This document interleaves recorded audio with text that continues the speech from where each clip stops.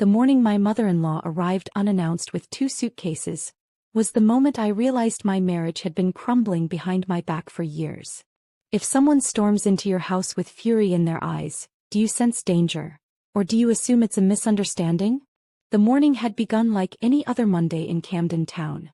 I'd woken at 6, kissed my 3 daughters, Olivia, Zainab and little Isla, as they slept peacefully in their shared bedroom, and made my way downstairs to prepare breakfast. The October sun was just beginning to filter through the bay windows of our Victorian townhouse on Grafton Road, casting golden patterns across the hardwood floors I'd personally selected 3 years ago during the renovation. Like this video if you believe every woman deserves respect in her own home. My name is Charlotte Avery Reynolds, though most people call me Charlie. I'm 34 years old, a property developer, and until yesterday, I thought I was living a blessed life. My company, Emerald Heights Properties, had just closed a deal on a development in Islington worth £2.3 million. My 3 girls were thriving at their school in Primrose Hill. My husband, William Julian Reynolds, seemed happy running the boutique I'd opened for him in Covent Garden. Everything appeared perfect from the outside. But as I've learned in the most painful way possible, appearances can be devastatingly deceptive. I was in the kitchen with Elise, our nanny from Camden who'd been with us for 2 years, preparing breakfast when the doorbell rang. It was 9:47 a.m. I remember checking my watch because I had a conference call scheduled for 10 o'clock with my solicitor, James Crawford, about the Islington project. "I'll get it, Ma," Elise Harper said, wiping her hands on her apron as she headed toward the front door. Through the kitchen doorway, I heard the door open, followed by a silence that stretched too long. Then Elise's voice, higher than usual. "Good morning, Ma. Welcome." I didn't recognize the voice that responded, cold, clipped, dismissive. "Move aside." Curiosity drew me into the hallway, and that's when I saw her. Patricia Williams, my mother-in-law, standing in my entrance hall with 2 large suitcases, wearing a purple ochre dress and matching gelly head wrap that seemed far too formal for a casual visit. Her face, usually composed in the careful neutrality she reserved for me, was twisted in undisguised fury. My heart immediately began racing. Patricia and I had never been particularly close. She'd made it clear from the beginning that she thought Julian could have done better. But we'd maintained a cordial relationship built on polite distance. She lived in Azores, Portugal, spending most of her time in the village where Julian had grown up, only occasionally visiting London. The last time I'd seen her was at Isla's christening 18 months ago, and even then she'd stayed at a hotel in Kensington rather than with us. I forced a warm smile onto my face, the kind I'd perfected during years of difficult business negotiations. "Mama. What a lovely surprise. Why didn't you call to let us know you were coming? We would have prepared properly for your visit." She set her handbag down on the console table, the antique piece I'd found at an estate sale in Kensington, with a sharp thud that made both Elise Harper and me flinch. "Which right do you have over this house," she said, her voice dripping with contempt, "that I must inform you of my coming?" The words hit me like a physical blow. I stood frozen, my mind struggling to process what I'd just heard. Behind me, I could sense Elise's discomfort, could imagine her eyes darting between us, witnessing my humiliation. "Mama, I didn't mean, I'm sorry if I stammered, suddenly feeling like a child being scolded rather than a 34-year-old woman standing in her own home. She didn't wait for me to finish. She grabbed her suitcases, refusing Elise's offer to help, and dragged them upstairs to the guest room, her footsteps heavy with anger on each step. The door slammed with such force that I heard Olivia call out from the girls' bedroom, asking if everything was all right. I stood in the hallway for a long moment, my hands trembling slightly. Elise Harper touched my arm gently. "Charlem, are you okay?" I nodded, not trusting my voice. I'd dealt with difficult clients, aggressive property developers who tried to undercut me, investors who doubted me because of my age and gender. But something about Patricia's contempt felt different. More personal, more dangerous. "Let's finish breakfast," I said quietly, heading back to the kitchen. But my appetite had vanished. The rest of that morning passed in tense silence. I went ahead with my conference call with James, though I struggled to concentrate. Through my home office window, I could see Patricia's hired car pulling away, the driver probably heading back to Heathrow. She'd come to stay then. This wasn't a brief visit. Around 1 o'clock I prepared lunch. It was one of Julian's favorite meals and I hoped it might soften Patricia's mood. I asked Elise Harper to set the dining table for 3, using the good china we usually reserved for special occasions. Should I go and call Mama? Elise Harper asked nervously. Yes, please. Tell her lunch is ready. Elise Harper disappeared upstairs and returned moments later, her eyes downcast. She said she's not interested in your food, Ma. The rejection stung more than it should have.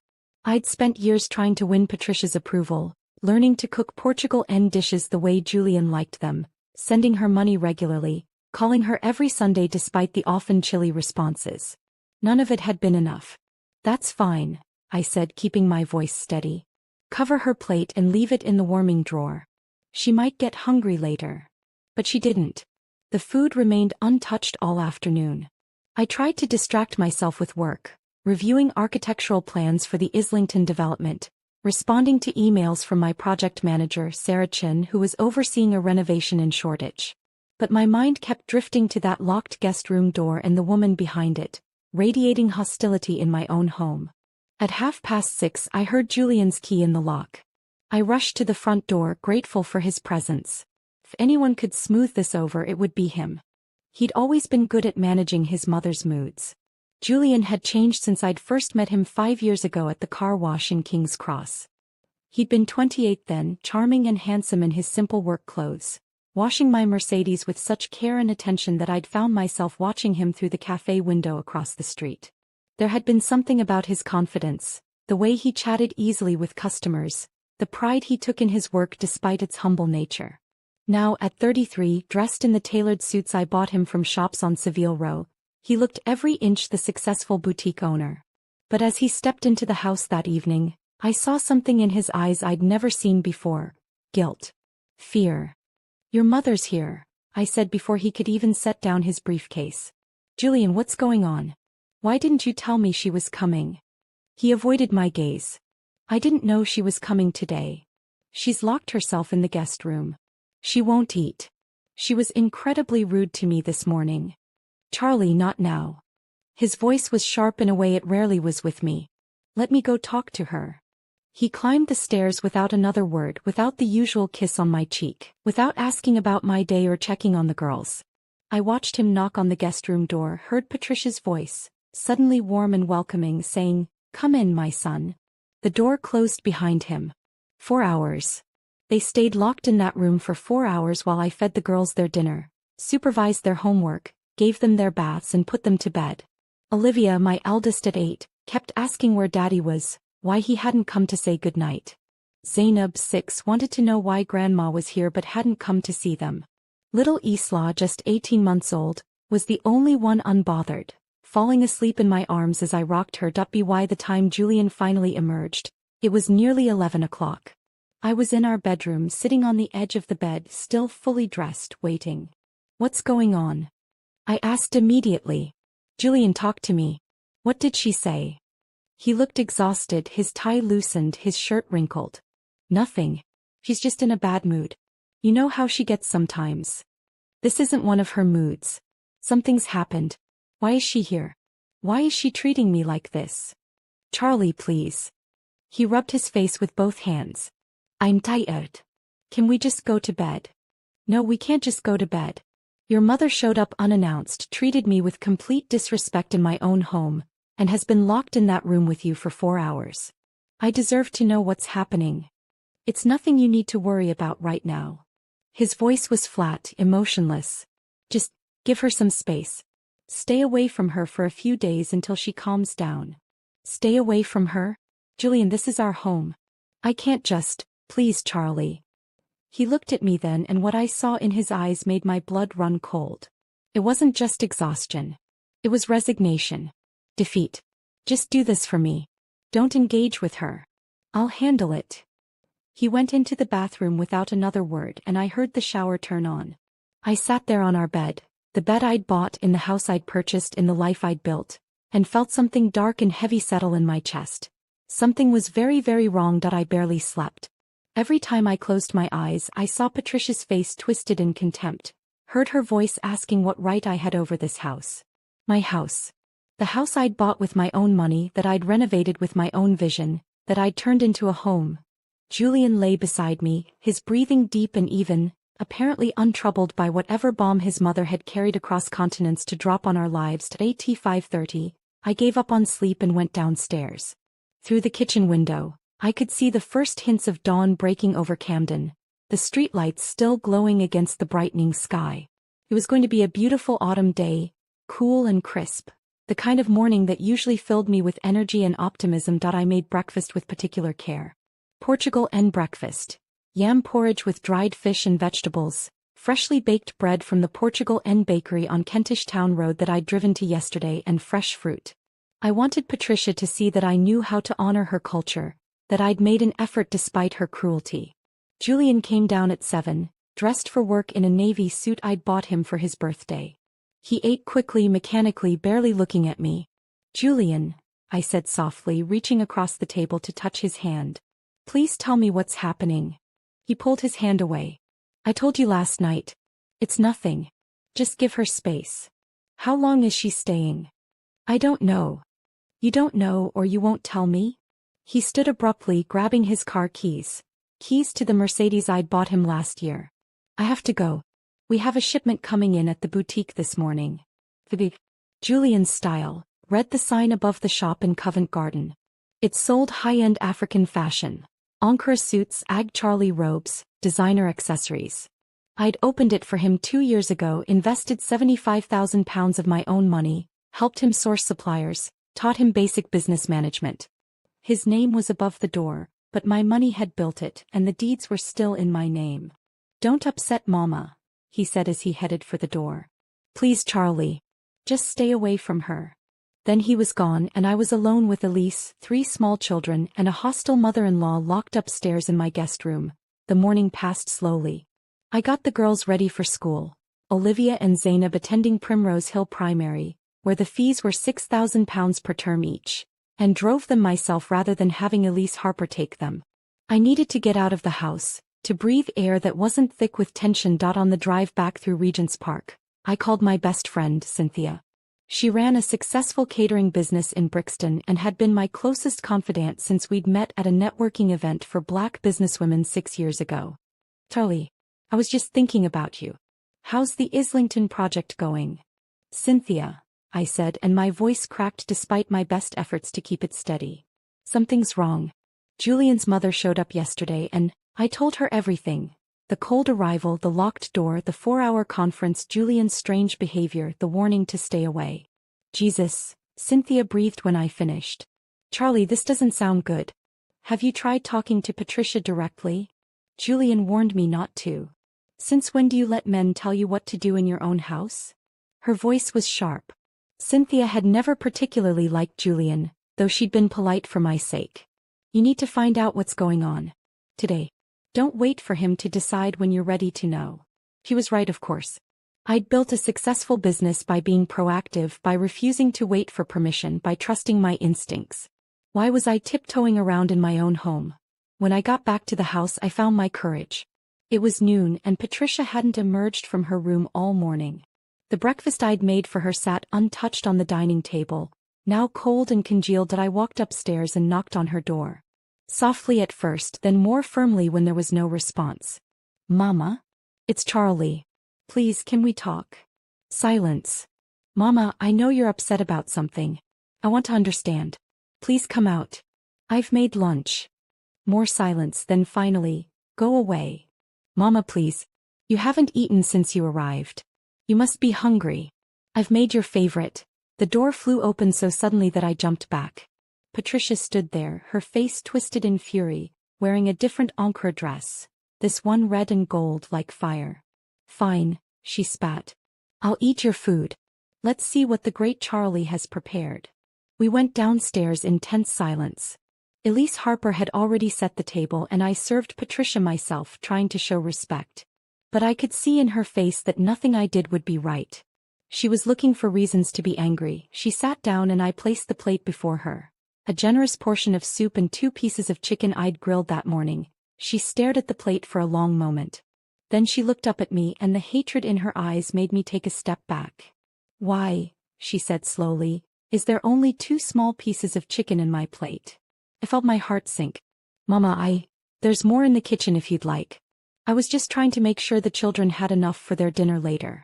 They love chicken and I wanted to what? She stood up, her chair scraping loudly against the floor. To show me that in this house your children come before me? That I, who gave birth to the man who owns this home, am less important than your daughters? No, Mama, that's not what I meant at all. Please let me get you more chicken. I apologize, you should have what? You should have known your place. Her voice rose to a shout. You should have known that you are nothing in this family. That my son is done with you. The words hit me like bullets. What do you mean? I mean, she said, her voice dropping to something cold and venomous, that this marriage is over. My son has finally seen you for what you are. An opportunist. A gold digger. You and your entire family leeching off of him. Tears were streaming down my face now, hot and unchecked. Somewhere in the back of my mind, I was aware of Elise standing frozen in the kitchen doorway, Isla beginning to cry upstairs, woken from her nap by the shouting. I don't understand, I whispered. Ma, what have I done? What have you done? She laughed bitterly. I've been watching Charlie. Watching your mother in the village, parading around with new clothes, new shoes, new bags. Gold jewelry. A new motorcycle for your brother. School fees for your sisters at the university. All of it paid for with my son's money. Mama, I help my family, yes, but Julian knows this.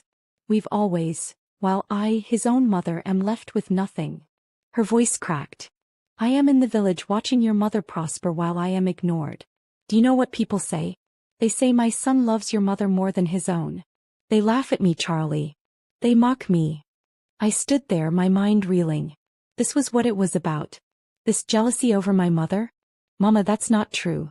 We send you money every month. You send me pittance. Scraps. While your mother lives like a queen. I wanted to scream that my mother had raised me and my 3 siblings alone after my father died in a bus accident on the Betrayal Expressway when I was 7 years old. That she'd sold her jewelry, her clothes, everything she owned to put me through school. That she'd worked as a trader in local market, standing in the hot sun for 12 hours a day, so that I could get an education. That I'd promised her as she wept at my university graduation, that she would never suffer again, that I would make sure her sacrifice meant something. But before I could say any of this, Patricia delivered the blow that would shatter my world. And now, she said with a cruel smile, your time is up. My son has finally come to his senses. He's taken a new wife. The room tilted. What? A proper wife. A good girl from a good family. Her name is Isla Mark. Yes, the same name as your daughter, but this Isla will give my son what you never could. A male heir. Julian is married. I couldn't breathe. When? 3 months ago. A proper traditional wedding in the village. Everyone was there, all our family, all our friends. Everyone except you. She pulled out her phone and thrust it in my face. Photos. Dozens of photos. Julian in traditional Portugal attire. And beside him a young woman, couldn't have been more than 23 or 24, beautiful in her bridal wrapper and blouse, smiling shyly at the camera. My husband. My husband of 8 years. Married to another woman. She's pregnant, Patricia continued, her voice almost gleeful in its cruelty. 4 months along. With a boy. Finally, a son for my son. The photos kept coming. Julian and this woman cutting a cake. Dancing.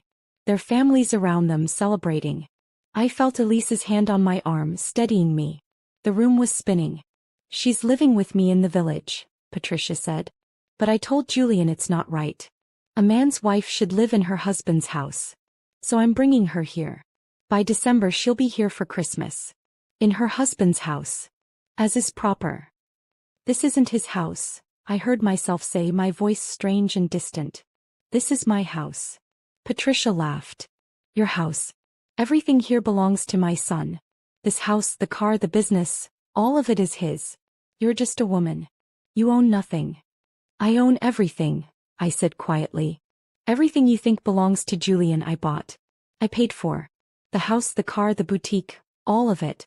It's all in my name. Her laughter died. You're lying. I'm not. Check the land registry. Check the vehicle registration. Check the business records at company's house.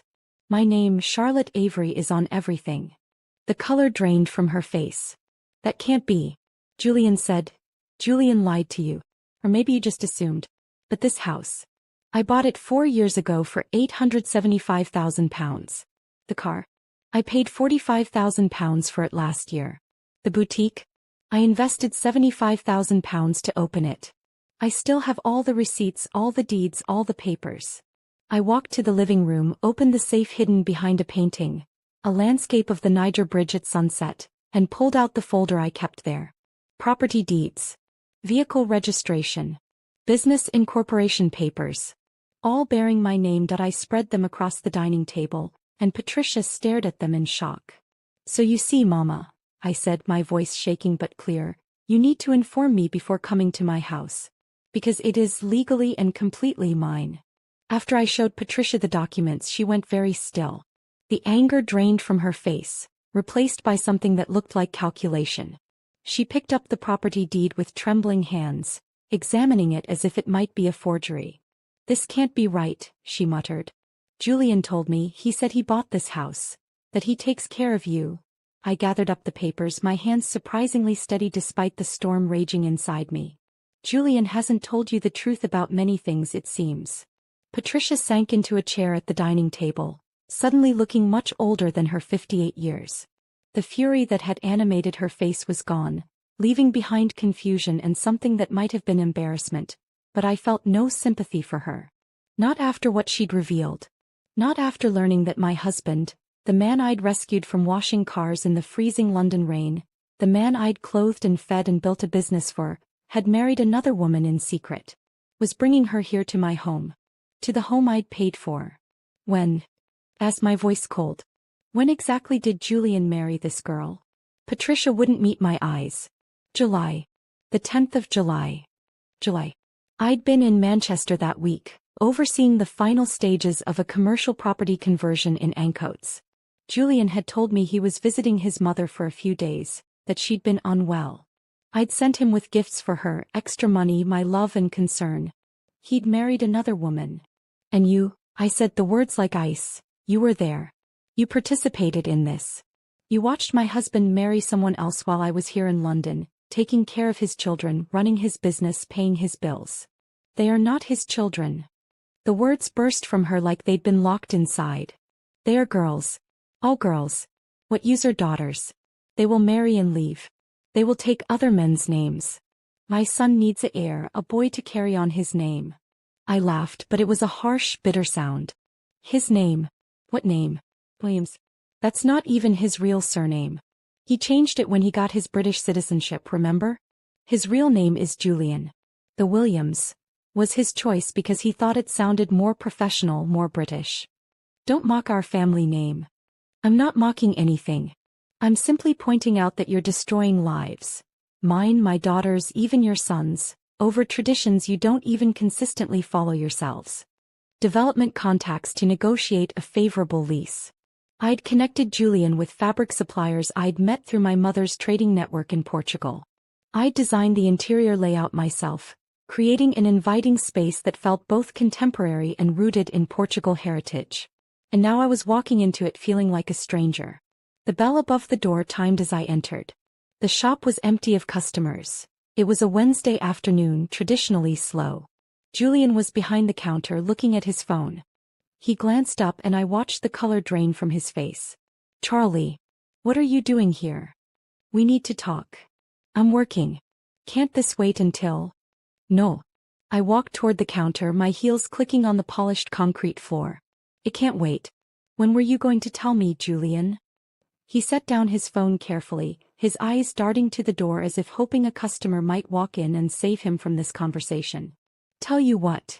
Don't. My voice cracked despite my efforts to keep it steady. Don't insult me by pretending you don't know what I'm talking about. Your mother told me everything. About Isla. About the wedding in July. About the baby. His shoulders sagged. For a moment he looked like he might deny it. Then he just nodded slowly. When were you going to tell me? I asked again. When she showed up on our doorstep in December. Were you going to introduce us? Charlie, meet my other wife? It's not like that. Then what is it like? Explain it to me, Julian. Make me understand how you married another woman while you were still married to me. Make me understand how you let your mother come to my house and humiliate me instead of being man enough to tell me yourself. He rubbed his face with both hands, a gesture I'd seen 1,000 times when he was stressed. How many times had I comforted him when he made that gesture? Held him, told him everything would be okay, fixed whatever problem was troubling him. My mother kept pressuring me, he said finally. About having a son. About the family name. She said people in the village were laughing at me, saying I wasn't a real man because I only had daughters. So you married someone else. Share this story to support women dealing with silent family battles. It wasn't supposed to be a real marriage. It was supposed to satisfy her. The traditional ceremony. To the girl, she understood. It was just for show. For show. I stared at him in disbelief. She's pregnant, Julian. That's pretty real. He looked away. That wasn't supposed to happen either. The pieces clicked into place in my mind. You slept with her. Obviously you slept with her. How many times? Was it just once? Or have you been going back to Portugal regularly to visit your second wife? Charlie, please, answer me. 3 times. He shouted, then lowered his voice. 3 times, okay? The wedding night and then twice more when I went back in August and September. He said she was on birth control. I didn't know she'd get pregnant.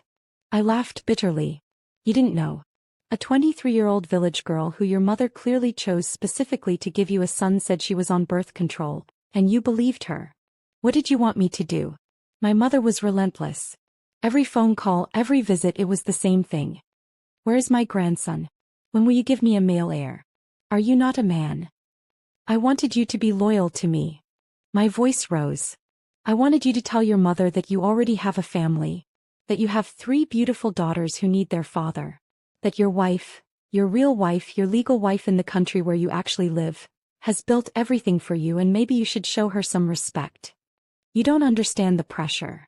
I understand that you're weak. The words came out cold and final. I understand that you let your mother manipulate you into betraying me. I understand that instead of standing up to her, instead of defending our marriage, you took the easy way out. It wasn't easy. It was easier than telling her no. Easier than being honest with me. Easier than being a man. He flinched as if I'd slapped him. You've never understood what it's like for me. Being with you. You're so successful, so capable. You have this big business, this big career. Everyone knows you're the one with the money. Do you know what that's like for a man? Having people whisper that your wife is the one who really wears the trousers. So this is my fault. I couldn't believe what I was hearing. I'm being punished because I was successful? Because I helped you? Because I loved you enough to share what I had? I never asked you to buy me things. I never asked you to open this shop or buy that house or any of it. You didn't have to ask. I did it because I loved you. Because I thought we were partners. Because I thought we were building a life together. A life where everyone knows I'm nothing without you. His voice was rising now, years of resentment spilling out. My own mother tells me how her friends ask her if I'm the one who married that rich woman. They don't even use my name. I'm just that woman's husband. So you married someone else to prove you're a man? I married someone who needs me. Who looks up to me. Who doesn't make me feel like I'm useless. The words hung in the air between us and I felt something inside me break. Not my heart, that had shattered hours ago. Something deeper.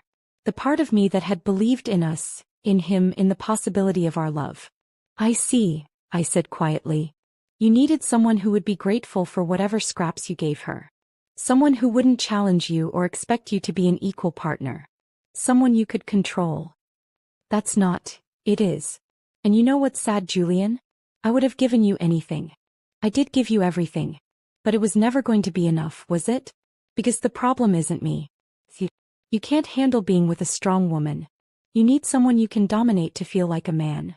I pulled my keys out of my purse. The keys to the boutique which I'd had made when we first opened. These are yours. For now. But understand something. This shop, this business, it's still legally mine. My name is on the lease, on the business registration, on everything. I've been reviewing the accounts every month. I know exactly how it's doing. I set the keys on the counter.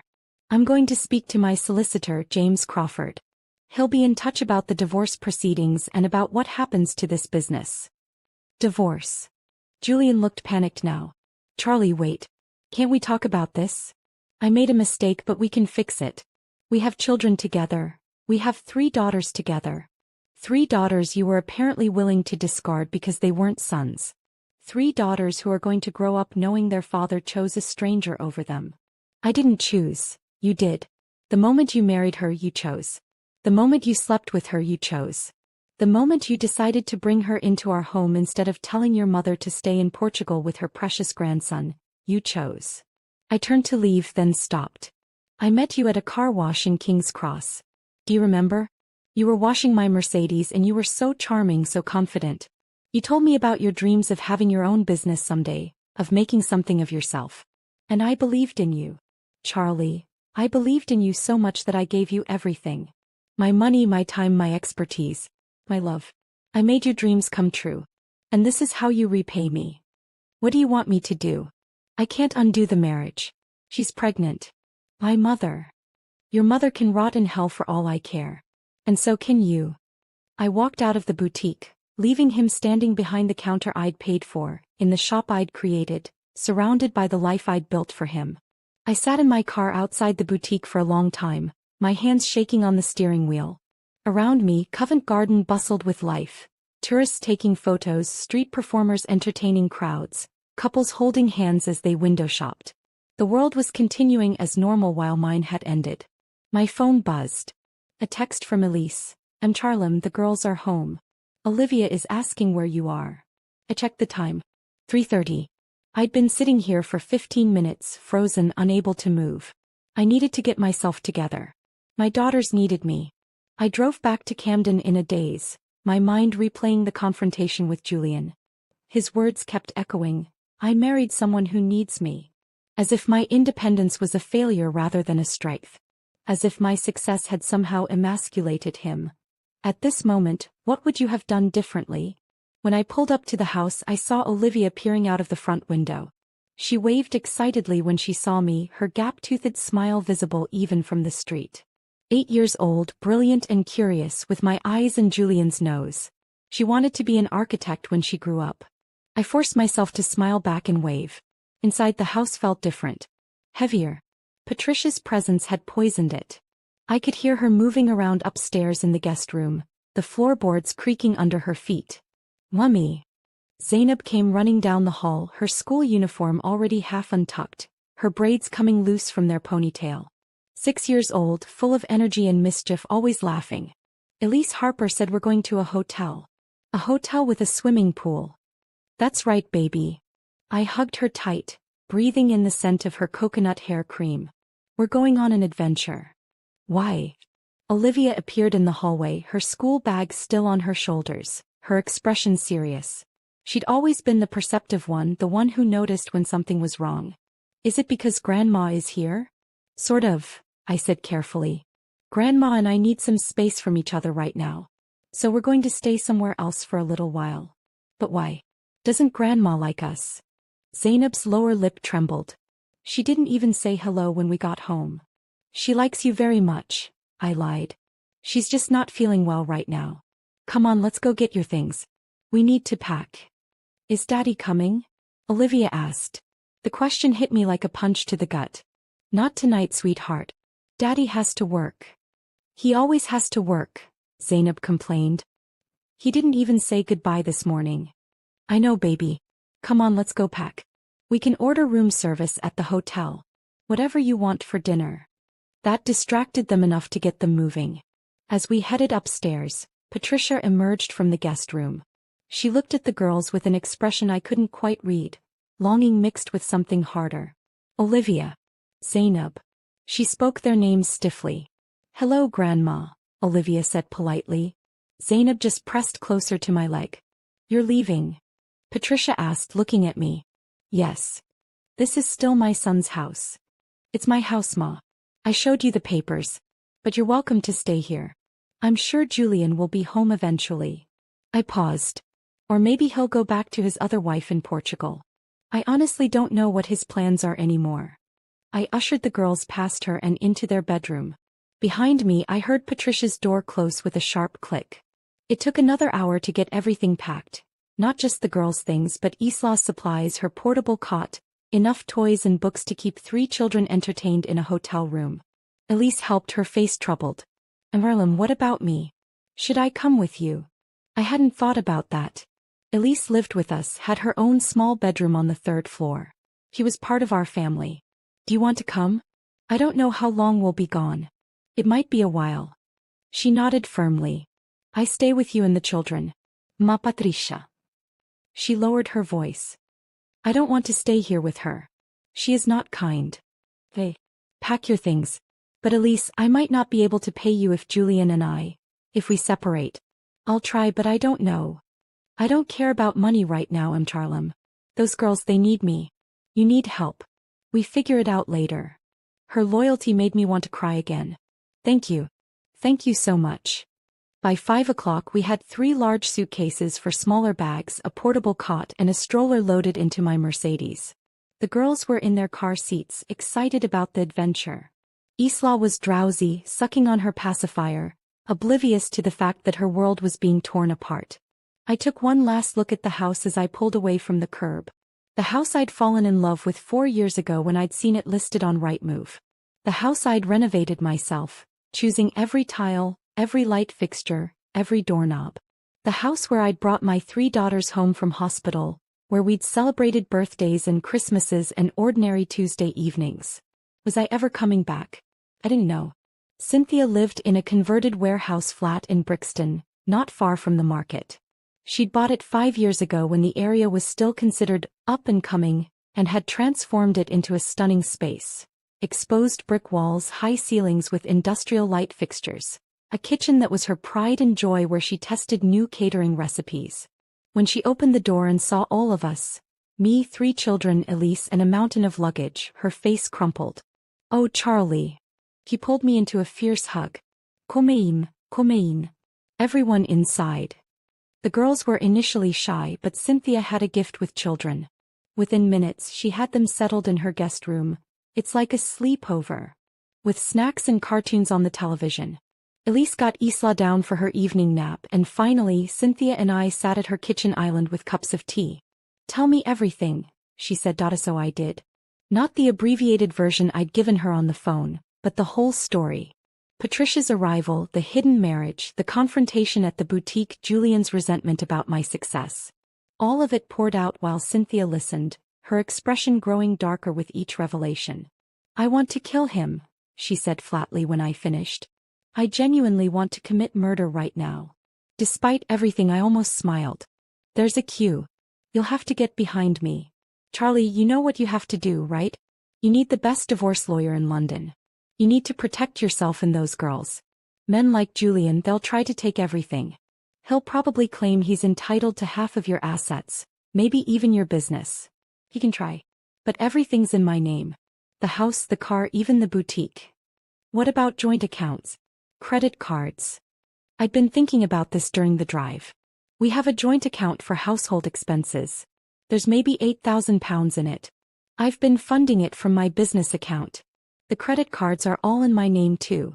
Smart. What about the boutique? Is his name on anything there?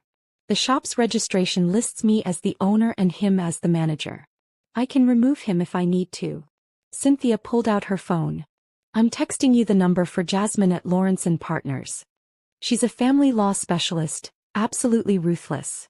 She's not related to you, is she? I don't think so. Lawrence is a common name. Right. Call her first thing tomorrow morning. And Charlie. Cynthia's voice softened. You're going to get through this. You're one of the strongest women I know. You built a business from nothing. You raised 3 daughters. You survived losing your father as a child. You can survive this bastard too. Can I? I felt the tears coming again. Cynthia, I loved him. I really loved him. I gave him everything. I know you did. And he threw it away because his ego couldn't handle being with a successful woman. That's on him, not you. His mother said I couldn't give him a son. Like I'm defective somehow. His mother is a bitter old woman who raised a weak, cheating son. You gave him 3 beautiful, healthy daughters. If he can't appreciate that, he doesn't deserve them. Or you. We sat in silence for a while, drinking our tea. From the guest room, I could hear Olivia reading a story to Zainab in her serious, careful voice. Normal childhood sounds in the middle of my catastrophe. I need to find a hotel, I said finally. I can't impose on you. You're not imposing. Stay here as long as you need. I have the space. Cynthia. I'm serious. That guest room is just sitting empty most of the time. Stay here, figure things out. It'll be good to have people in the flat. It gets lonely sometimes. I knew she was lying. Cynthia loved her solitude, her well-ordered space. But I was too tired and too grateful to argue. Just for a few days, I conceded. Until I figure out what to do next. However long you need. My phone buzzed. A text from Julian. Charlie, please can we talk? I'm at the house. Where are you? Where are the girls? I showed the text to Cynthia. She made a disgusted sound. Don't answer him. Let him wonder. Let him worry. He'll keep calling. So block him. For tonight at least. You need space to think. He was right. I silenced my phone and set it face down on the counter. There's something else, I said quietly. Something I haven't told you. What? I'm not just angry about the marriage, the betrayal, all of that. I'm angry because, Cynthia, I wasted 8 years on him. 8 years I could have spent with someone who actually valued me. 8 years I could have spent building my business even more, or traveling with my daughters, or just being happy. Instead, I spent them trying to prop up a man who resented me for being strong. You didn't waste those years. You have 3 beautiful girls. Idol. And I love them more than anything. But I can't help thinking, what if I'd never met him? What if I'd just focused on myself, on my career, on being a good mother to any children I might have had on my own? Would I be happier now? Maybe. Or maybe you'd be wondering what it would be like to share your life with someone. Charlie, you're human. You wanted love. There's nothing wrong with that. There is if it makes you stupid. You weren't stupid. You were generous and loving. He was the one who was too small to appreciate it. I wanted to believe her. But sitting there in her kitchen with my life in boxes in her spare room and my marriage in ruins, it was hard to see myself as anything other than a fool. The next morning I called Jasmine Lawrence at 9 a.m. sharp. Her assistant put me through immediately after I mentioned Cynthia's name. Ms. Lawrence? This is Charlotte Avery. I need to file for divorce. I see. Can you give me a brief overview of the situation? I laid it out as clinically as possible. The duration of the marriage, the 3 children, the discovery of Julian's bigamy. Even though his Portugal marriage wasn't legally recognized in the UK, it was still adultery, the property and assets. And everything is in your name? Jasmine's voice was crisp, professional. I could hear her typing. Yes. The house, the car, the business. I have all the documentation. Good. That simplifies things considerably. Does your husband have any separate income or assets? The boutique generates some income, but I'm the legal owner. He manages it, but he's essentially my employee, though we never formalized it with actual employment contracts. Understood. Are you seeking full custody of the children? Yes. He's barely been involved with them lately anyway. And given that he was planning to bring another woman into our home without telling me, I took a breath. I don't trust his judgment anymore. Reasonable. Ms. Williams, I should tell you up front. This is likely to get contentious. Men in your husband's position often feel entitled to assets they didn't earn, especially if they believe their wives' success has somehow diminished them.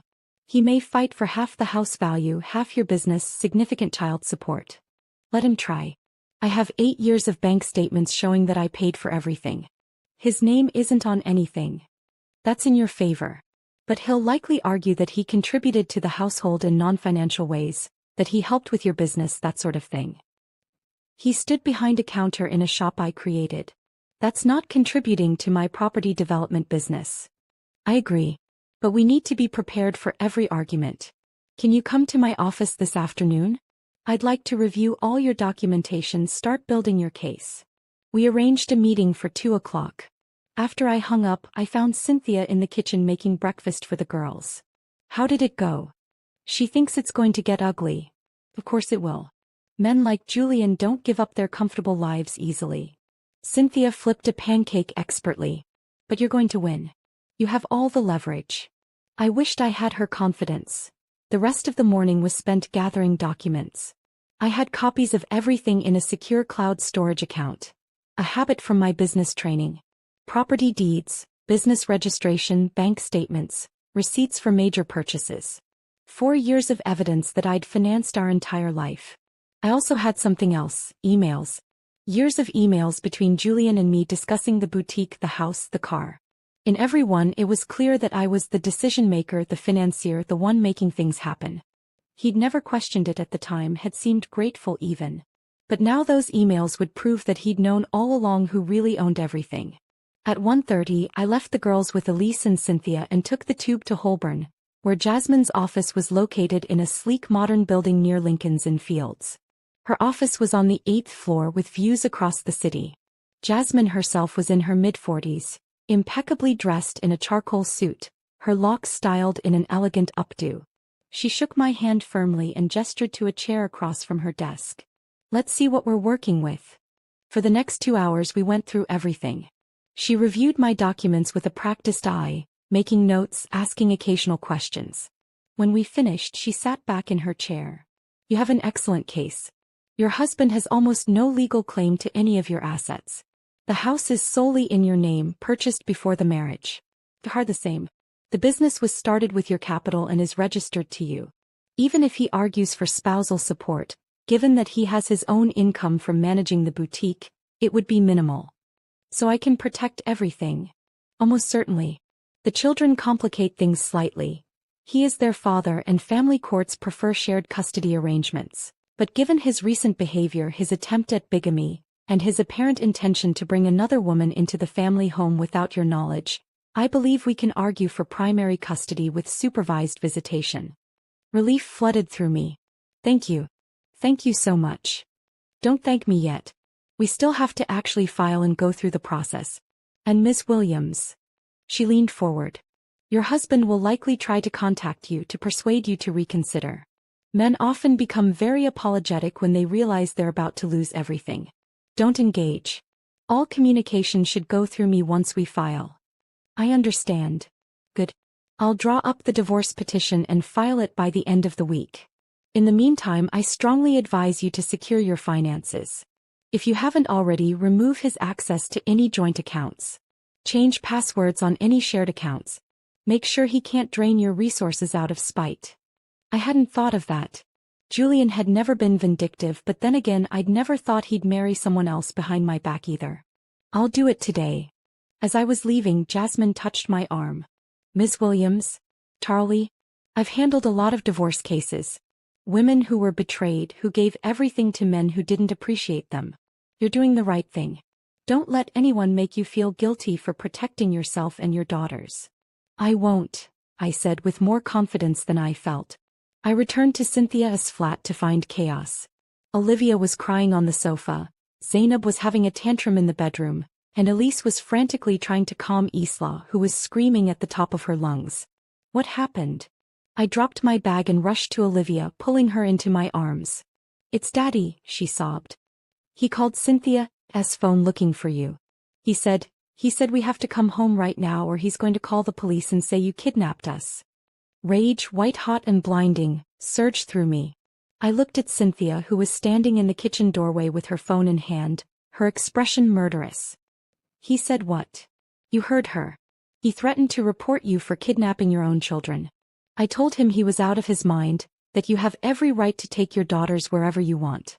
He started yelling, saying you were turning them against him, poisoning them." I hung up on him. I kissed the top of Olivia's head, then gently set her aside and picked up Cynthia's phone, scrolling to the recent calls. Sure enough, Julian's number was there.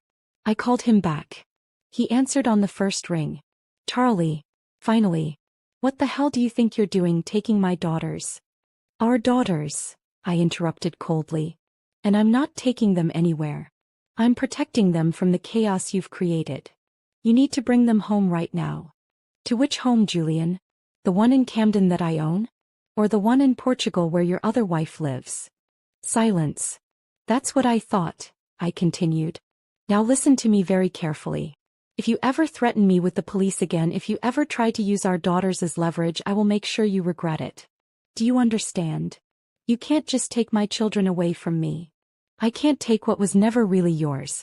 You abandoned them emotionally months ago when you decided to start a whole new family in Portugal. Don't suddenly pretend you care now. Charlie, please. Can we just talk? Face to face. Without lawyers and threats and... No. From now on, all communication goes through my solicitor, Jasmine Lawrence at Lawrence & Partners. She'll be sending you the divorce papers by the end of the week. Divorce. His voice rose. Charlie, don't be rash. We can work this out. Work what out exactly? Your marriage to someone else? Your mother's plan to bring your pregnant second wife to live in my house? Your complete betrayal of our family? Tell me, Julian, which part of that do you think we can work out? I made a mistake. You made a choice. Multiple choices. And now I'm making mine. Goodbye, Julian. I ended the call and immediately blocked his number. Then I called Jasmine. He's already starting, I told her when she answered. He threatened to report me for kidnapping the girls. Empty threat. You're their mother, there's no custody order in place and you haven't left the country. He has no grounds. But this is good to know, it shows his mindset. We'll use it. Can you file the papers sooner than Friday? I'll have them ready by tomorrow. I'll also file for an emergency custody hearing to establish temporary orders. Given his threats, the court will likely grant you primary custody pending the full hearing. Thank you. After I hung up, I found all three girls had gathered around me, even little Isla, who had stopped crying and was reaching for me from Elisa's arms. I sat down on Cynthia's sofa and pulled them all close. Is Daddy angry at us? Zainab asked in a small voice. No, baby. Daddy's not angry at you. He's angry at me. But that's not your fault and it's not something you need to worry about. Are we going back home? Olivia asked. Not right now. But eventually, yes. That's our house. We're not the ones who have to leave. What about Daddy? Will he live there too? I thought about how to answer. I didn't want to poison them against their father, but I also wouldn't lie to them. I don't think so, sweetheart. Daddy and we're not going to be married anymore. We're going to get a divorce. Like Aisha's parents? Olivia's friend Aisha had divorced parents who shared custody. Yes, like that. Daddy will still be your daddy and he'll still see you. But he and I won't be living together anymore. Because he married another lady in Portugal? Olivia asked. I froze. How did you know about that? I heard Grandma talking on the phone yesterday. She was telling someone about Daddy's new wife and the baby. Of course she had. Patricia had probably been calling all her friends, spreading the news, gloating about her precious grandson. Yes, I said quietly. That's part of why. Daddy made some choices that hurt our family. So we're going to be apart now. I don't like Grandma, Zainab announced. She's mean. I couldn't argue with that assessment. Sometimes grown-ups do mean things, I said carefully. But that doesn't mean you have to stop loving them. You can love someone and still know that they hurt you. Do you still love Daddy? Olivia asked. Did I? 24 hours ago I would have said yes without hesitation. No. I love the person I thought he was, I said slowly. But I'm learning that maybe that person wasn't real. So I'm not sure anymore. Olivia nodded solemnly as if this made perfect sense. At 8 years old, she was already learning painful lessons about trust and betrayal. We spent the rest of the evening quietly. Cynthia made marconi and cheese for dinner, her specialty even better than mine. We ate together, the 3 adults and 3 children crammed around her dining table, and for a little while it almost felt normal. Like we were just visiting a friend, not refugees from our own life. After the girls went to bed, Cynthia poured us both generous glasses of wine. So what's next? She asked. I wait for the papers to be filed. I prepare for the custody hearing. And I figure out how to rebuild my life. You should think about going back to the house. It's yours. Why should you be the one living out of suitcases? Because Patricia is there. So, kick her out. It's your house. She has no right to be there if you don't want her there. Charlie, she came to your house to tell you your marriage is over and her son's new wife is moving in. Things are already escalated. You might as well do it from your own home in your own bed, surrounded by your own things. He had a point. Why was I the one hiding? I hadn't done anything wrong. I'll think about it, I said. But I was already making plans. 2 days later, on a Friday morning, I returned to the house in Camden. I'd called ahead, not to warn Patricia, but to have a locksmith meet me there at 10 a.m. I was changing the locks. The girls were with Cynthia and Elise, safely away from whatever confrontation might occur. I dressed carefully that morning. A sharp business suit, heels, my hair pulled back in a sleek bun. I looked like I was going to a board meeting, which in a way I was. A meeting where I would be reclaiming control of my own life. Patricia opened the door when I knocked, her face twisting in surprise and displeasure. "What are you doing here?" "I live here," I said calmly. "Step aside, please." "You left. You said you were leaving." "I said I needed space. Now I need my house back. Move." I pushed past her into the hallway. The house looked the same but felt different, violated somehow by her presence. I could see her things scattered about, her shoes by the door, her coat on the rack. She'd made herself at home in my absence. "You can't just throw me out." Patricia followed me into the living room. "My son owns this house." "Your son owns nothing." I turned to face her. "I've been very patient with you, Ma. I showed you the property deeds. I explained the situation. But you seem determined to believe your son's lies. So let me make this absolutely clear. This house is mine. The car is mine. The business is mine. Everything you think belongs to Julian actually belongs to me." "You're lying." "I'm not. And if you don't believe me, you're welcome to leave and ask Julian yourself. In fact, I strongly suggest you do that because you have exactly 1 hour to pack your things and get out of my house." Her face went purple with rage. "How dare you? I am his mother. I am an elder. You cannot speak to me this way. I can when you're in my house without permission. I can when you came here specifically to humiliate me and destroy my marriage. I can when you stood in my dining room and told me my daughters weren't good enough because they weren't sons. They're not. A man needs a son. A man needs integrity, loyalty, honesty. Things your son clearly lacks. Now you can pack your bags or I can call the police and have you removed for trespassing. Your choice." "You wouldn't dare." I pulled out my phone and dialed 999. "Yes, hello, I need to report a trespasser in my home." Patricia's eyes went wide. "Wait. Stop." I ended the call before it connected. "Are you leaving?" She stared at me for a long moment, and I saw the exact instant she realized I wasn't bluffing. That the soft-spoken, accommodating Charlie she'd known for 8 years was gone, replaced by someone who would no longer tolerate disrespect. "Fine," she hissed. "I'll leave.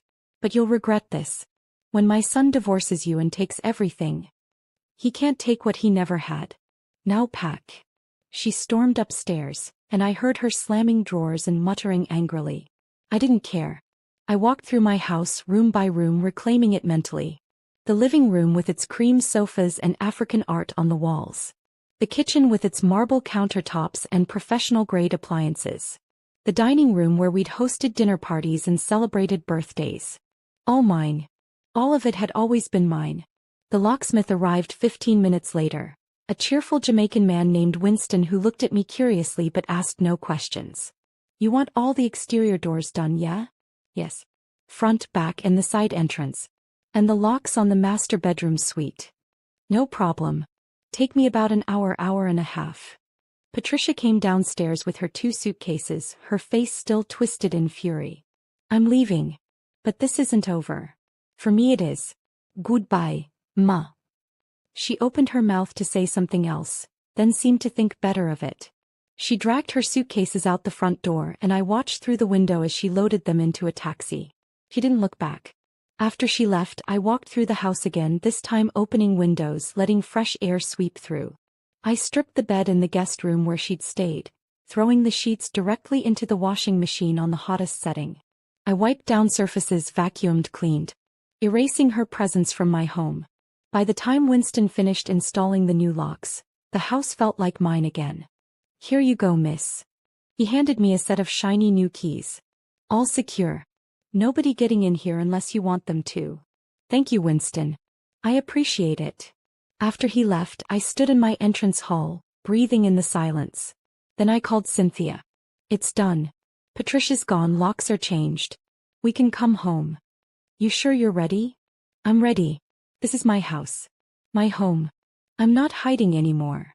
The emergency custody hearing was scheduled for the following Wednesday at the Royal Courts of Justice in the Strand.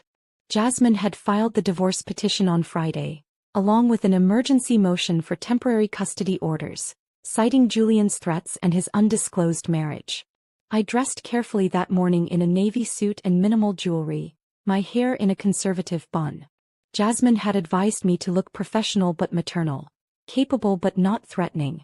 Judges in family court respond to certain signals, she'd explained. You want to look like a responsible parent who has her life together, not like a businesswoman who's too busy for her children. I found the advice mildly insulting, as if being successful made me less of a mother, but I followed it anyway. The girls were with Elise safely at home. I'd explained to Olivia that I had an important meeting about how often she and her sisters would see their father. She'd nodded solemnly, already too grown up for her 8 years. Julian was waiting outside the courtroom when I arrived with Jasmine. He looked haggard, wearing a suit I didn't recognize, not one I'd bought him. He'd brought his own solicitor, a middle-aged white man named Peter Harrison who looked expensive. Charlie. Julian started toward me. Please, can we talk before we go in there? No, Jasmine said firmly, stepping between us. All communication goes through me, Mr. Williams. You were told this. I'm her husband. You're her soon-to-be ex-husband who's being served with divorce papers. Back off. Peter Harrison put a restraining hand on Julian's arm. Let's just wait for the hearing, shall we? We were called in 10 minutes later. The courtroom was smaller than I'd expected, less formal. Judge Catherine Morrison was a woman in her early 60s with kind eyes but a no-nonsense expression. She reviewed the papers before her, then looked up at both parties. This is an emergency hearing to establish temporary custody arrangements while the divorce is pending. You've filed on behalf of your client for primary physical custody with supervised visitation for the father. Mr. Harrison, your client is opposing this. Yes, Your Honor. Mr. Williams seeks joint physical custody. He's been an involved father throughout his daughters' lives. Has he? Jasmine interrupted. Your Honor, I'd like to enter into evidence these phone records showing Mr. Williams has called or texted his children exactly 3 times in the past 2 weeks. I'd also like to enter testimony from the children's nanny, Elise, who states that Mr. Williams rarely spent time with the children even before the separation, often working late and weekends. Judge Morrison reviewed the documents. Mr. Harrison? My client runs a business. He's been working hard to provide for his family. A business owned entirely by his wife, Jasmine interjected. Who pays his salary? And who has been the primary breadwinner throughout the marriage? That's irrelevant to his fitness as a parent. It's relevant when he's claiming he was working to provide for them when he was actually managing a boutique his wife created while she built a multi-million-pound property development company and simultaneously raised 3 children. Judge Morrison held up a hand. Let's stay focused. What's the basis for requesting supervised visitation? Your Honor, Mr. Williams recently contracted a second marriage in Portugal while still married to my client. While this marriage isn't legally recognized in the UK, it constitutes adultery and shows extremely poor judgment. Furthermore, he threatened to report my client to the police for kidnapping their own children when she took them to stay with a friend. This demonstrates both vindictiveness and a lack of understanding of legal custody rights. He what? Judge Morrison looked at Julian over her glasses. Peter Harrison cleared his throat. Your Honor, my client was understandably upset when his wife removed the children from the family home without notice. It's her house, Jasmine said flatly. She can take her children anywhere she wants. There was no custody order in place. Mr. Williams, Judge Morrison addressed him directly. Did you threaten to report your wife for kidnapping? Julian stood looking uncomfortable. I was upset, Your Honor. I didn't know where my daughters were. Did you call your wife's phone? She blocked my number. After you threatened her, Judge Morrison said dryly. She made a note on her papers. What about the second marriage? Is it true you married another woman? It was a traditional ceremony, Your Honor. Not a legal marriage. My mother arranged it and I didn't want to disrespect. Did you or did you not participate in a marriage ceremony with another woman while still married to Ms. Williams? Yes, but... Did you father a child with this woman? Julian's face flushed. She's pregnant, yes. Judge Morrison sat back in her chair, studying both of us. Here's what I'm seeing. A wife who owns all the marital assets has been the primary breadwinner and has been raising 3 young children. A husband who entered into a second marriage ceremony, legal or not, without his wife's knowledge, fathered a child with another woman, and then threatened legal action when his wife removed their children from a volatile situation. Is that accurate? Your Honor, if I may, Peter Harrison began. It's a yes or no question, Counselor. The situation is more complex. I'm sure it is. Everything always is. But those are the basic facts, correct? Peter Harrison nodded reluctantly. Yes, Your Honor. Ms. Williams. Judge Morrison looked at me. What are you seeking in terms of custody? I stood, my legs shaking slightly. I want my daughters to have a relationship with their father, Your Honor. But I need to know they're safe with him. He's made some very poor decisions recently and I'm concerned about his judgment. I'm requesting primary physical custody with supervised visitation until he demonstrates he can be a stable presence in their lives. And if he does demonstrate that, then I'm open to unsupervised visitation. I'm not trying to keep him from his children. I'm trying to protect them during what's been a very chaotic time. Judge Morrison made more notes, then delivered her ruling. I'm granting temporary primary physical custody to Ms. Williams. Mr. Williams will have supervised visitation every Sunday afternoon from 2 to 6 p.m., to be supervised by a court-approved supervisor at his expense. We'll revisit this arrangement at the full custody hearing in 6 weeks. In the meantime, Mr. Williams, I strongly suggest you focus on rebuilding trust with your children rather than fighting with their mother. Do you understand? Yes, Your Honor. Julian's voice was barely audible. Good. This hearing is adjourned. Outside the courtroom, Julian tried to approach me again, but Jasmine steered me away firmly. Don't engage. You won. Leave it at that. But I heard him call after me, Charlie, please. I'm sorry. I made a terrible mistake. I kept walking, Jasmine's hand on my arm, guiding me toward the exit. Behind us, I could hear Peter Harrison telling Julian to calm down, to stop making things worse. On the steps of the Royal Courts of Justice, I finally let myself breathe. You did well in there, Jasmine said. Very composed. I wanted to cry. I know. But you didn't. That's what matters. She pulled out her phone. I'll email you the court order once it's processed. In the meantime, start documenting everything, his interactions with the children, his behavior, everything. We'll need it for the final hearing. Jasmine? Thank you. For everything. You're welcome. But Charlie, this is just the beginning. The actual divorce will take months, maybe longer if he decides to fight. Are you prepared for that?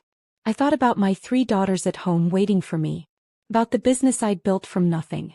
About the life I'd created through sheer determination and hard work. I'm prepared, I said. I've survived worse than William Julian Reynolds. The first supervised visit was the following Sunday. I'd hired a professional supervisor through the court's approved list. A woman named Margaret Chin who specialized in high-conflict custody situations. She arrived at the house at 1:30 to meet the girls and explain how the visits would work. I'll be there the whole time, she told them kindly. I'm not there to be mean or to stop you from having fun with your daddy. I'm just there to make sure everything goes smoothly and everyone stays safe. Why wouldn't we be safe with Daddy? Zainab asked, confused. You will be safe. I'm just there as an extra pair of eyes, that's all. At 2 o'clock precisely, Margaret's car pulled up outside the house. Julian was in the passenger seat looking nervous. I watched from the living room window as Margaret helped the girls into the car. She'd explained they'd spend the visits at a family center in Hampstead with activities for children. Olivia looked back at the house as they drove away and I waved, trying to smile reassuringly. But my heart ached. This was the new normal. Orchestrated, supervised, documented visits with their own father. For hours later they returned. The girls seemed happy enough. Julian had taken them to the park, bought them ice cream, played games with them at the center. Olivia reported all this to me in her careful, detail-oriented way. Was Daddy sad? I asked carefully. A little. He kept saying he missed us and missed living here. He asked if we missed him too. And do you? He thought about it. I miss having him here at bedtime. He used to read us stories sometimes. But I don't really miss him the other times because he was always working anyway. The honest assessment from my 8-year-old cut deep. Julian hadn't just betrayed me, He'd been neglecting his children long before the separation, too busy with his boutique and apparently his secret life to be present for them. The Sunday visits continued. Week after week, Margaret would arrive. Collect the girls, bring them back. I spent those 4 hours working usually, catching up on emails and calls for my business.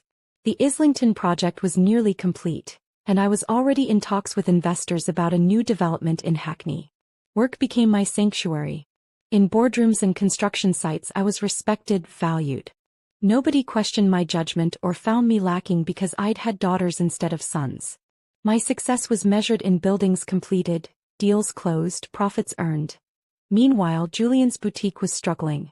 I knew this because I still had access to the business accounts. It was, after all, legally my business. Revenue was down 30% from last quarter. He was missing shipment deadlines, making poor inventory decisions, alienating suppliers. Part of me wanted to step in to fix it like I'd fixed everything else. But I stopped myself. He needed to learn to stand on his own. And if the business failed, well, that was his problem now.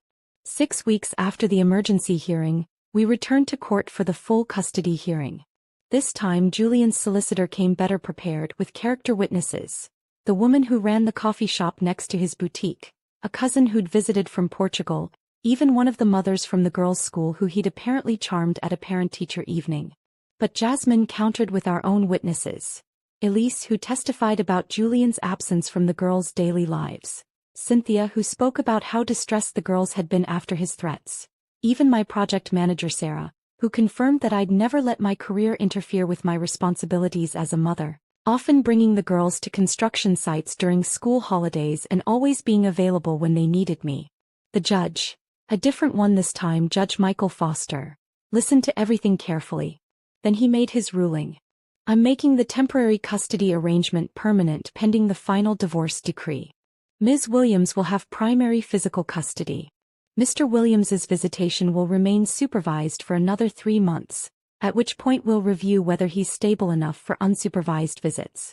Julian looked devastated, but he nodded. Yes, Your Honor. Mr. Williams, I want to be clear about something. Your children need consistency and stability. They need to see that you're committed to them, not just when it's convenient. If you want unsupervised visitation, you need to show up, on time every time. You need to be present. Do you understand? Yes, Your Honor. I understand. As we left the courtroom, Julian called out to me one more time. Charlie, wait. Against my better judgment, I stopped. Jasmine tensed beside me, but I nodded to her. It's okay. Just give us a minute. She moved a discreet distance away, still within sight but out of earshot. What do you want, Julian? He looked terrible. He'd lost weight, his suit hung loosely on his frame, there were dark circles under his eyes. I want to apologize. Really apologize. Not just for what happened but for everything. For taking you for granted. For resenting your success instead of celebrating it. For being weak when I should have been strong. Okay. That's all you have to say. What do you want me to say? That I forgive you? That we can fix this? I shook my head. We can't, Julian. You didn't just cheat. You married someone else. You planned to bring her into our home, into our daughters' lives without even telling me. You let your mother come to my house and humiliate me. You threatened me with the police. I know. I know all of that and I hate myself for it. Well, you should. But your self-hatred isn't my problem to fix. I'm ending it, he said suddenly. The marriage to Isla. I've told my mother I'm annulling it. The girl can keep the baby, I'll support them financially, but I'm done with that situation. I want to fix things with you. I laughed. A harsh, bitter sound. You think that fixes anything? You think I'd ever trust you again? Even if I could forgive the cheating, which I can't, how would I ever believe anything you tell me? How would I sleep beside you without wondering where you really are, who you're really with? I'd prove it to you. However long it takes. It would take forever, Julian. Because you broke something that can't be fixed. You didn't just betray me, you showed me who you really are. A man who makes excuses instead of choices. A man who blames his wife for his own insecurity. A man who puts his ego above his family. That's not fair. It's completely fair. Everything I did out of love. I helped you because I wanted to see you succeed. I built a life with you because I thought we were partners. But you saw it as charity. As emasculation. And instead of talking to me about how you felt, you married someone else." He had no response to that. "The divorce is going forward," I continued.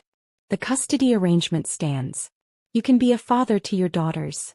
I'm not stopping you. But we're done as a couple. Completely done. And Julian, the boutique is mine. I'll be reviewing whether to keep it open or sell it. If I do keep it, you won't be managing it anymore. Consider this your notice." His face went pale. "Charlie, that shop is all I have. It's all I gave you. And now I'm taking it back.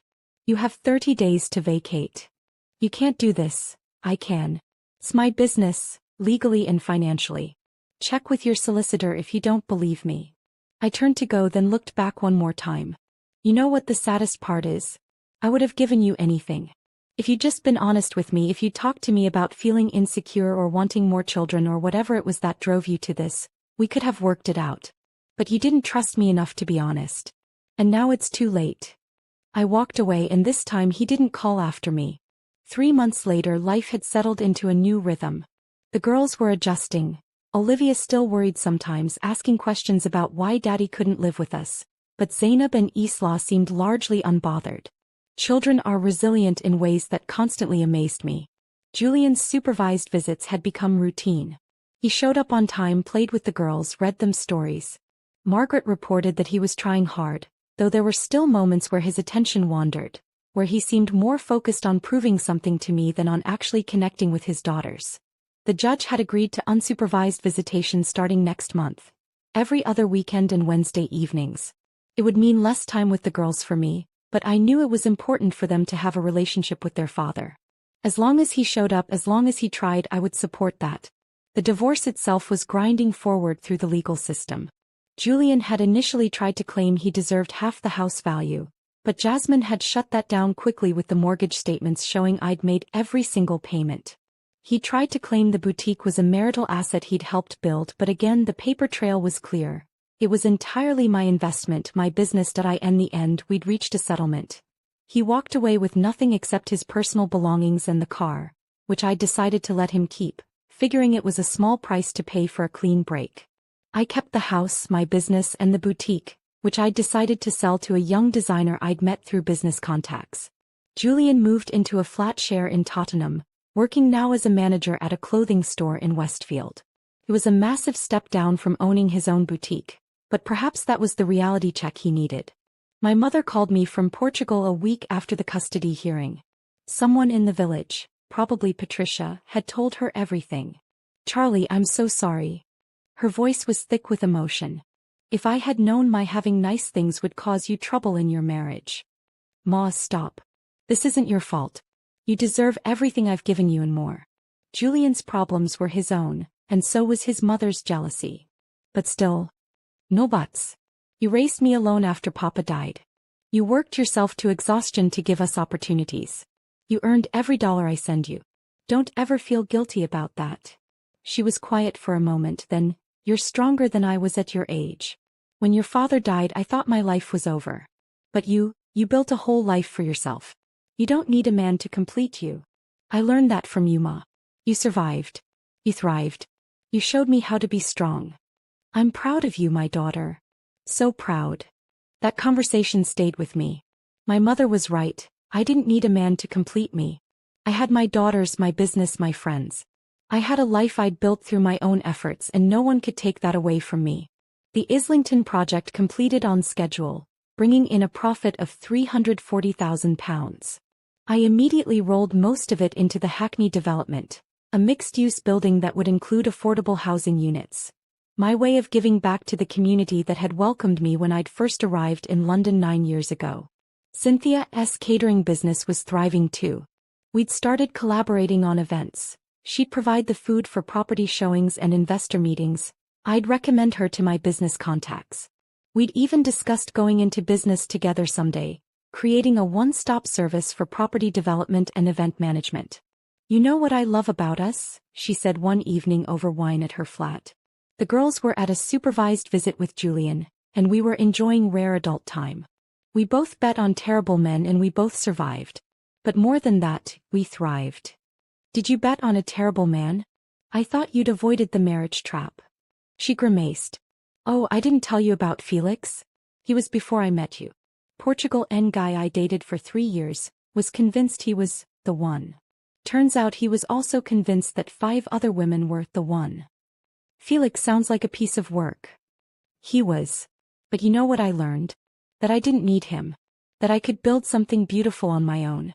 Just like you're doing now. We clinked glasses, 2 women who'd survived betrayal and come out stronger. 6 months after the separation, I was at a property investors networking event at the Shard. These events were usually tedious. Lots of middle-aged men in expensive suits talking about returns on investment and market trends. But they were necessary for growing my business, so I showed up, smiled, networked, handed out business cards. I was standing by the floor-to-ceiling windows looking out over London when a voice behind me said, "That's the same view that convinced me to move to London." I turned to find a man standing beside me, tall, dark-skinned, probably in his early 40s, with an American accent and an easy smile. "Really? The view from the Shard convinced you?" He laughed. "No, not literally. But the first time I visited London I came up here and I saw all this. The Thames, the bridges, the buildings mixing old and new, and I thought, this is where things happen. So I moved my company here 3 years ago." "What company is that?" "Tech startup. We develop property management software. Boring stuff really, but apparently somebody needs it." He extended his hand. "David Chin. Charlotte Avery. I'm in property development. Portugalin. Born in China, been here 9 years. Small world. I'm Portugal and American, parents from Azores. Though I grew up in Boston. We chatted easily about London, about business, about the challenges of being Black entrepreneurs in property sectors dominated by white men. He was funny and self-deprecating with none of Julian's neediness or insecurity. When he talked about his company's success, it was with genuine pride but no arrogance. "Would you like to get coffee sometime?" he asked as the event was winding down. "I'm always looking to network with people in the property business. Your development projects might benefit from our management software." "Is this a sales pitch or are you asking me out?" I asked bluntly. I was done with ambiguity and hidden agendas. He grinned. "Can it be both? I'm genuinely interested in the software angle. I think we could help your projects run more efficiently. But I'm also a single guy who just met an impressive woman, and I'd like to get to know her better. So, business coffee with the possibility of becoming more if we click." I appreciated the honesty. "I should tell you, I'm going through a divorce. 3 kids. Very messy situation. Not exactly an uncomplicated prospect." I appreciate the warning. I'm divorced myself 2 years now, no kids. And I don't mind messy. Life's messy. People who pretend otherwise are usually lying. I found myself smiling, genuinely smiling, for the first time in months. Hey, coffee. But actual coffee, during business hours, to discuss property management software. Perfect. He pulled out his phone. "What's your number?" As I gave it to him, I felt a small flutter of something I hadn't felt in a long time. Not love, it was far too soon for that. But possibility. The possibility that maybe, eventually, I could trust someone again.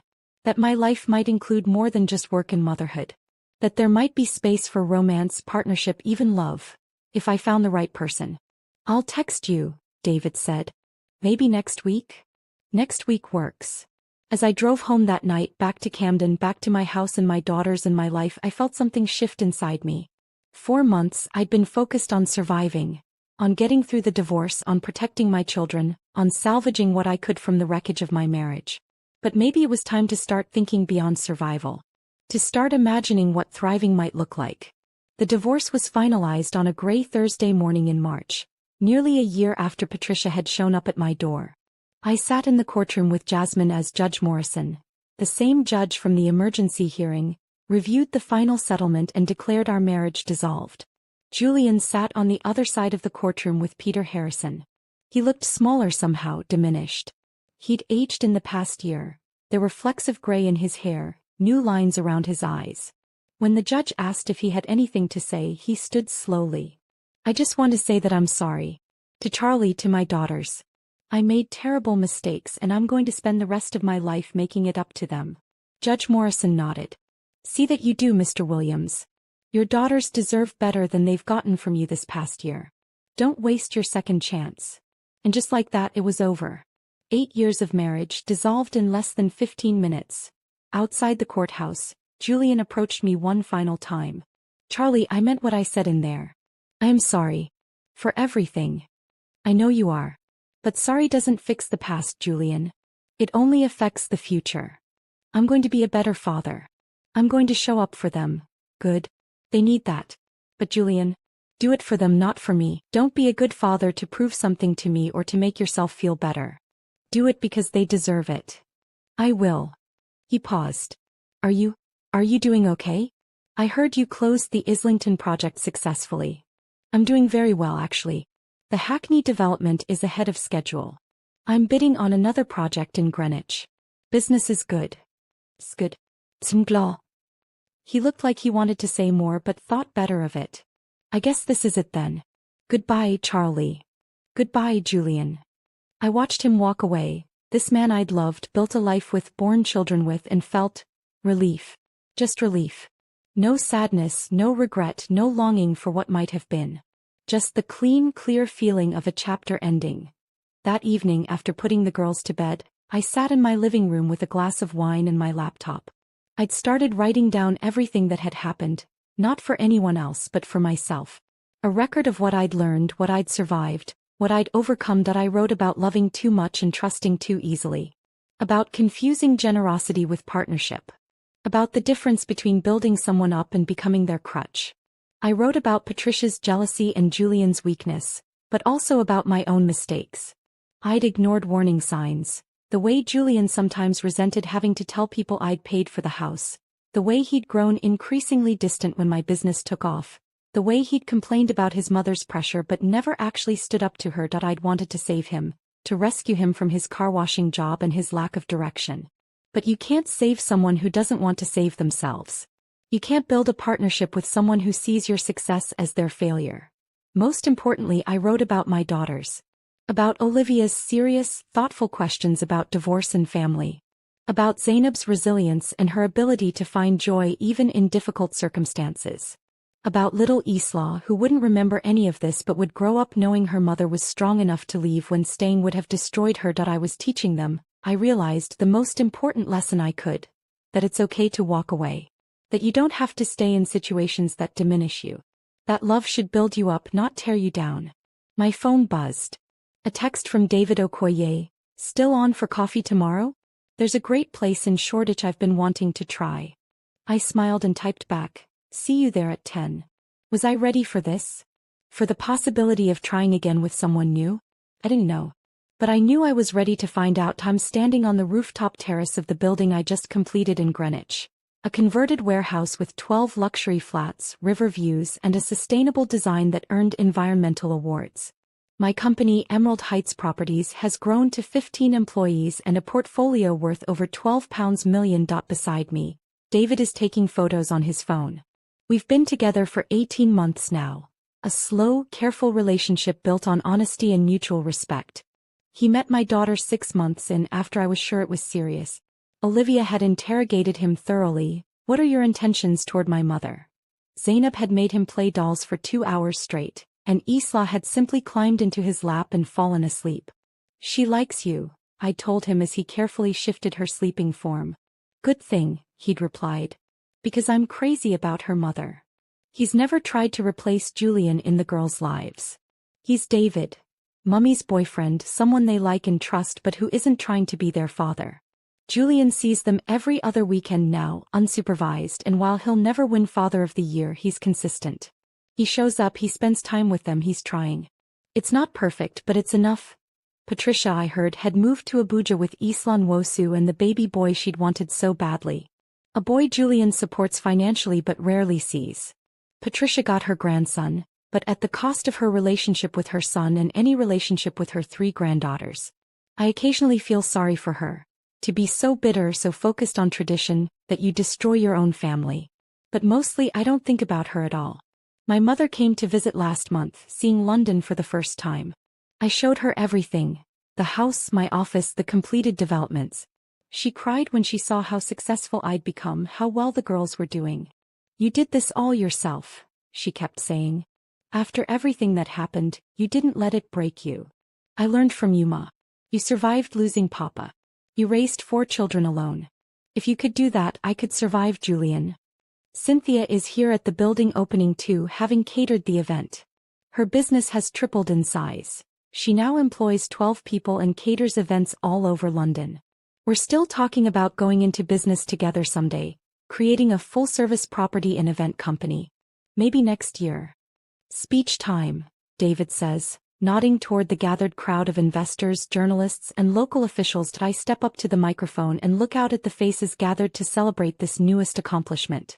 2 years ago, I was sitting in Cynthia's flat, my life in ruins, wondering if I'd ever feel whole again.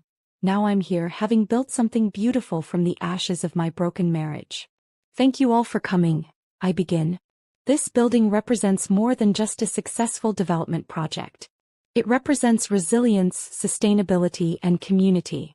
It represents what's possible when we refuse to give up, when we rebuild, when we create something new from the ruins of what came before. I don't mention Julian or the divorce or any of it. That story is mine, private, already fading into memory.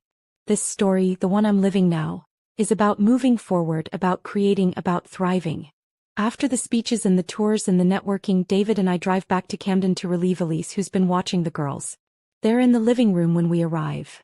Olivia doing homework at the dining table, Zainab building an elaborate Lego city on the floor, Isla playing with her toy kitchen in the corner. Mummy. Zainab runs over, almost knocking over her Lego tower in her excitement. Did lots of people come to see your building? Lots of people, I confirm, scooping her up. And they all said it was beautiful. Of course it's beautiful, Olivia says matter-of-factly, not looking up from her maths worksheet. You built it. The simple confidence in her voice makes my throat tight. This is what I wanted for them, to grow up seeing their mother as strong, capable, successful. To know that women can build empires, that we don't need to diminish ourselves to make others comfortable. How was school today? I ask, setting Zainab down and moving to the table where Olivia is working. Good. We learned about fractions. Did you know that 1/2 is the same as 2/4? I did know that. Are you finding it easy? Very easy. Mrs. Patterson says I might skip ahead to the Year 5 maths group next term. Pride swells in my chest. 10 years old now and already excelling. She wants to be an architect like I'd mentioned she did when she was 8, and I have no doubt she'll achieve it. David starts helping me. This is my life now. Not perfect but mine. Built on my own terms. It's Sunday afternoon and Julian is due to pick up the girls at 2 o'clock. He's been more reliable lately, even arriving a few minutes early sometimes. The visits have become routine now. He takes them to his flat in Tottenham, sometimes to the cinema or the park, and brings them back by 7. Daddy! Zainab shouts when she sees his car pull up. She's the most forgiving of the 3, the one who still lights up when she sees him. Isla, now 3 years old, barely remembers when he lived with us. She knows him as Daddy who visits. Olivia is more reserved, more watchful. She hugs him when he arrives but doesn't run to him like her sisters do. She's old enough to remember the fights, the tears, the disruption. She loves him, but there's a wariness there that breaks my heart. Hey sweetheart, Julian says, kneeling down to her level. How was your week? Fine. I got top marks on my science project. That's my girl. What was it about? Renewable energy. I built a model of a wind turbine. Wow. That's impressive. He looks up at me standing in the doorway. That's really impressive. She worked very hard on it, I say neutrally. There's an awkward pause. There always is. We're civil now, cordial even, but we'll never be friends. Too much has happened, too much trust has been broken. I'll have them back by 7, he says, ushering the girls toward his car. Julian. I call out. He turns. There's a parent-teacher conference next Thursday at 4. You should come if you can. Mrs. Patterson wants to discuss Olivia's progress. He looks surprised. I rarely include him in school matters. Really? You want me there? I want Olivia to see that both her parents care about her education.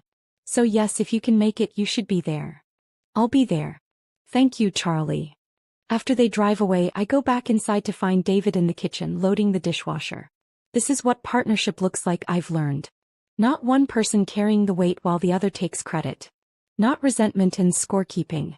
Just two people, both capable, both contributing, both choosing to build something together. You okay? He asks, noticing my expression. Yeah. Just thinking about how different things are now. Better different or worse different? Better. Definitely better.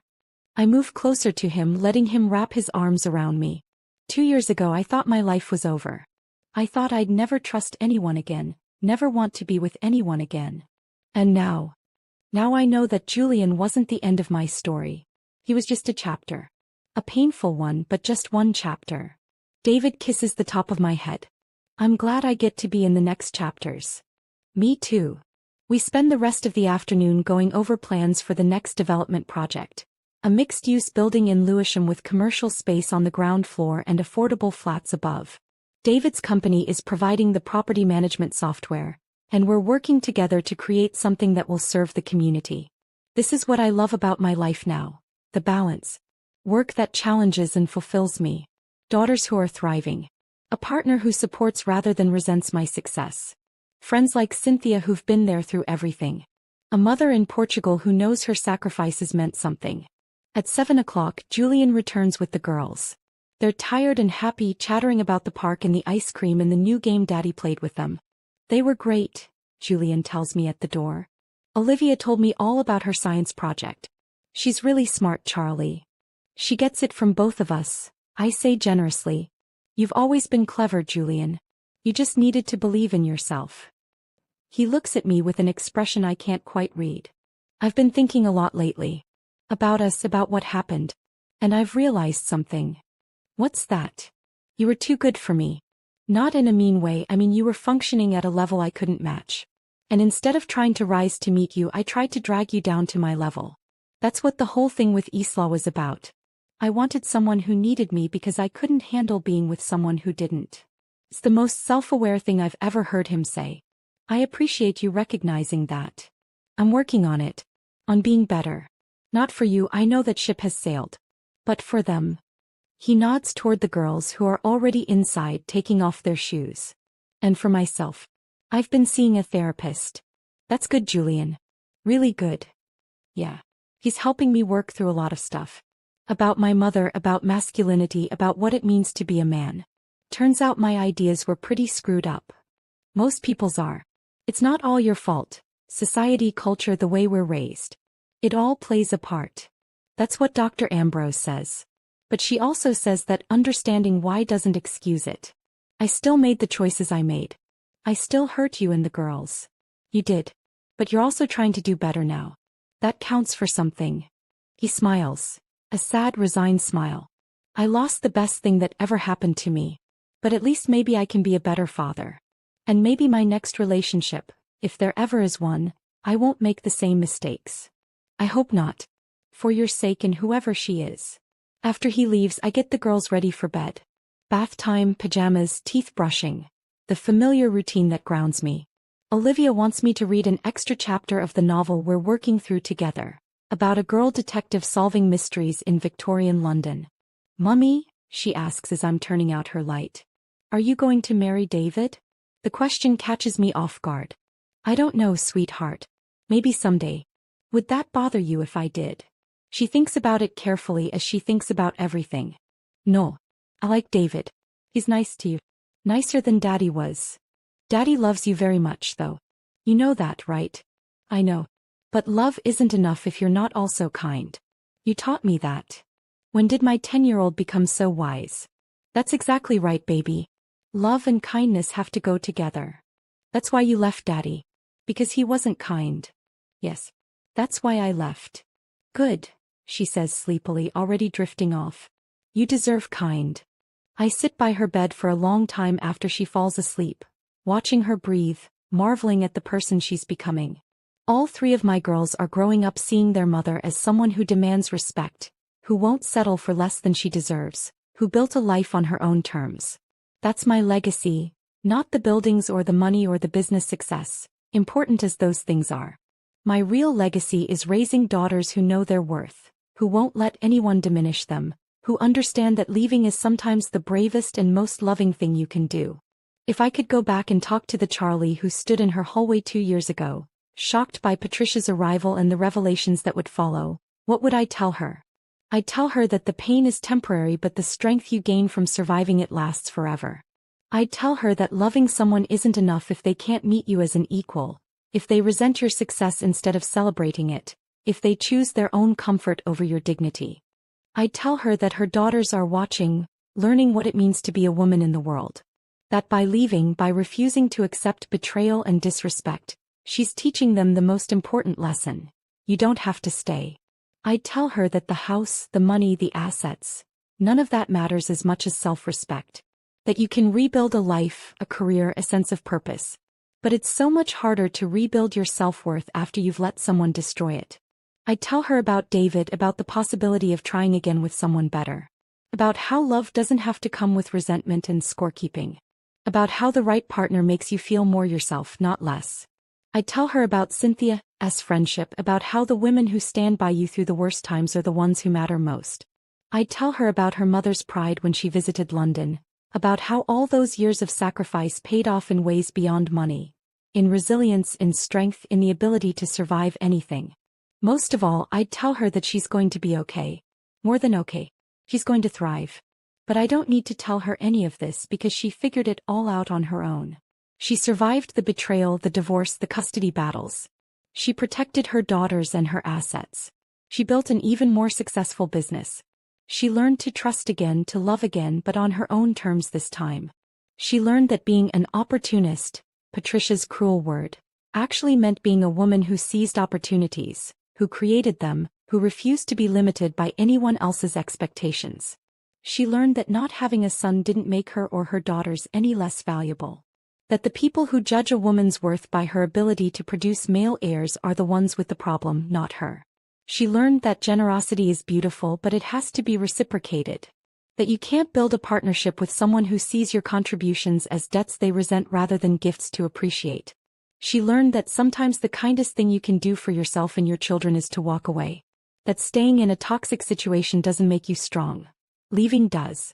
My darling girls, by the time you read this, if you ever do, you'll be grown women yourselves.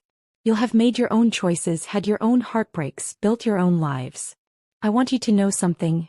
Every decision I made during that terrible year when your father and I divorced, I made thinking about you. Not just your immediate welfare but the women you would become. I could have stayed. Many women in my position do, especially in our culture where divorce carries stigma, where keeping the family together is valued above almost everything else. I could have accepted your father's second wife, lived in quiet humiliation, pretended everything was fine.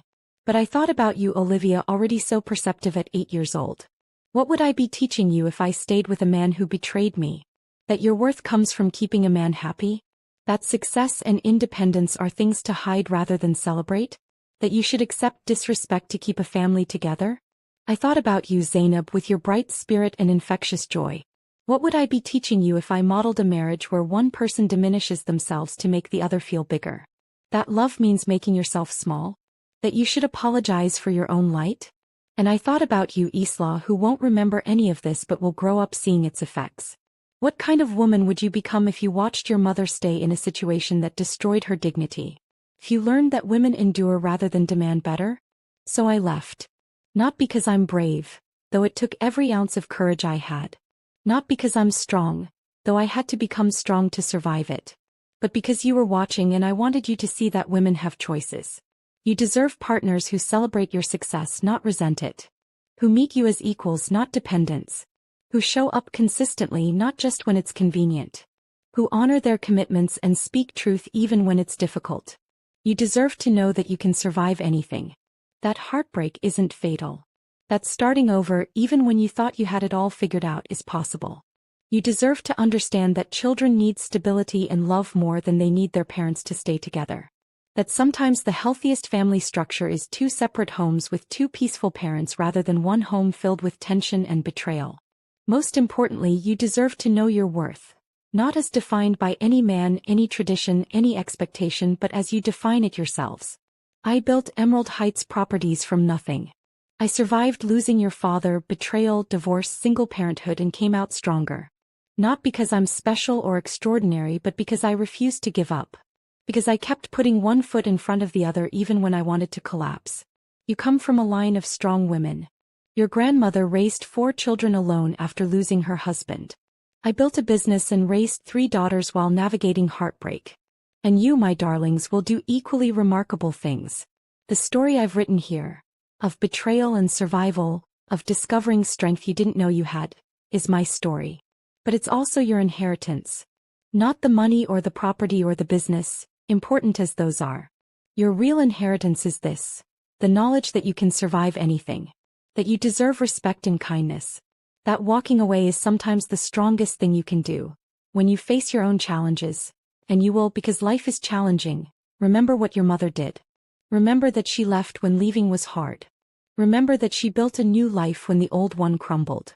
Remember that she refused to accept less than she deserved. And then do the same. With all my love, your mother. If you were in my place, would you forgive a man who blamed you for a situation you didn't create? Share your thoughts in the comments section. If my story inspired you, like this video. Subscribe for more real-life stories. Turn on notifications. Comment. No woman deserves to be blamed for being richer than the husband or given birth to girls.